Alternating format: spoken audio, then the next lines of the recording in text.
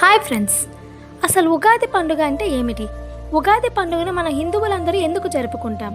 ఉగాది పండుగ వెనుక ఉన్న అసలైన కథ ఏంటి? మొత్తం తెలుసుకుందాం.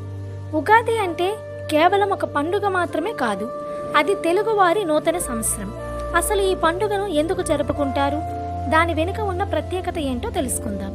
చీకటి ఉన్న శూన్యంలో ఒక దివ్యమైన కాంతి పుట్టుకొచ్చింది. కాలం ఇంకా పుట్టలేదు, నక్షత్రాలు ఇంకా వెలగలేదు. అప్పుడు బ్రహ్మదేవుడు సంకల్పించాడు. కోట్లాది గ్రహాలను, జీవరాశులను సృష్టించడానికి ఆయన ఒక ముహూర్తాన్ని ఎంచుకున్నాడు.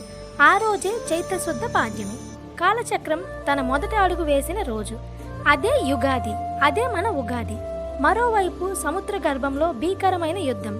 సోమకాసురుడు అనే రాక్షసుడు వేదాలను అపహరించి దాచేశాడు. జ్ఞానం లేని లోకం అంధకారంలో మునిగిపోయింది. అప్పుడు మహావిష్ణువు మత్స్యావతారం ఎత్తుతాడు. సముద్రం అలలను చీల్చుకుంటూ వెళ్ళి ఆ రాక్షసుని సంహరించి వేదాలను తిరిగి బ్రహ్మకు అప్పగిస్తాడు. అధర్మంపై ధర్మం గెలిచిన శుభగడియాలలో సృష్టి మళ్ళీ కొత్త ఊపిరి పోసుకుంది. ఆ విజయానికి గుర్తుగా లోకమంతా పండుగ చేసుకుంటుంది. ఎండిపోయిన చెట్లు ఆకుపచ్చని రంగును చూపిస్తుంది. కోయిల తన గొంతు పాట అందుకుంటుంది. అదే వసంత ఋతువు. ఈ రోజున కొత్త బట్టలు, పంచాంగ శ్రవణం, పిండి వంటలు ఇవన్నీ ఒక ఎత్తు అయితే, గతాన్ని మరిచిపోయి కొత్త ఆశలతో కొత్త ప్రయాణాన్ని మొదలు పెట్టడమే ఉగాది పండుగ. అసలు ఉగాది పండుగ వెనుక ఉన్న అసలైన కథ ఏమిటి? ప్రపంచం పుట్టక ముందు కాలం అనే మాటకు అర్థం లేని రోజుల్లో ఒక భయంకరమైన చీకటి సామ్రాజ్యం ఉండేది. అక్కడ జ్ఞానం అనే వెలుగు రాకుండా ఒక రాక్షసుడు అడ్డుపడ్డాడు. బ్రహ్మదేవుడు సృష్టి కార్యంలో నిమగ్నమై ఉన్నాడు. ఆయన పక్కన సృష్టికి మూలధారమైన 4 వేదాలు ఉన్నాయి. సరిగ్గా అప్పుడే సోమకాసురుడు అనే రాక్షసుడు మెరుపు వేగంలో వచ్చి ఆ వేదాలను దొంగిలిస్తాడు. వాడు ఆ వేదాలను తీసుకుని పాతాళంలో ఉన్న మహాసముద్రం అడుగున దాక్కుంటాడు. వేదాలు లేకపోతే సృష్టి జరగదు, జ్ఞానం ఉండదు, అసలు ప్రపంచమే ఉండదు. దేవతలందరూ కంగారు పడుతుంటే శాంతంగా ఉన్న శ్రీ మహావిష్ణువు కళ్ళు తెరుస్తాడు. విష్ణువు ఒక భారీ మత్స్యావతారం రూపం దాలుస్తాడు.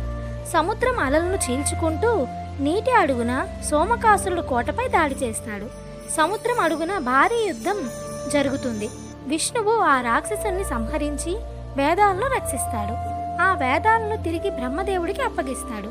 వేదాలు చేతికి రాగానే బ్రహ్మదేవుడి ముఖంలో వెలుగు. ఆయన సృష్టిని ప్రారంభించడానికి ఒక శుభముహూర్తాన్ని ఎంచుకుంటాడు. అదే చైత్రమాసం శుక్లపక్షం సూర్యోదయ సమయం. ఇప్పటి వరకు కాలానికి లెక్కలేదు, కానీ ఇక్కడ నుంచి ప్రతి క్షణానికి, ప్రతి రోజుకి ఒక లెక్క ఉంటుంది. ఈ రోజే యుగ ఆది అంటే ఉగాది. బ్రహ్మ సృష్టి మొదలు పెట్టగానే ఎండిపోయిన చెట్లు చిగురిస్తాయి, పూలు పూస్తాయి, ప్రకృతి అంతా పచ్చని పట్టుచీర కట్టుకున్నట్టు తయారవుతుంది. ఆ రోజే ప్రజలు పండుగ చేసుకోవడం మొదలుపెట్టారు. అదే మన హిందువులందరూ ఎంతగానో జరుపుకునే ముఖ్యమైన పండుగ ఉగాది పండుగ. తీపి, చేదు, కారం, ఉప్పు, పులుపు, వగరు. జీవితం అంటే కేవలం సంతోషం మాత్రమే కాదు, అన్ని భావాల కలయిక. వాటన్నింటినీ సమానంగా స్వీకరించడమే అసలైన విజయం.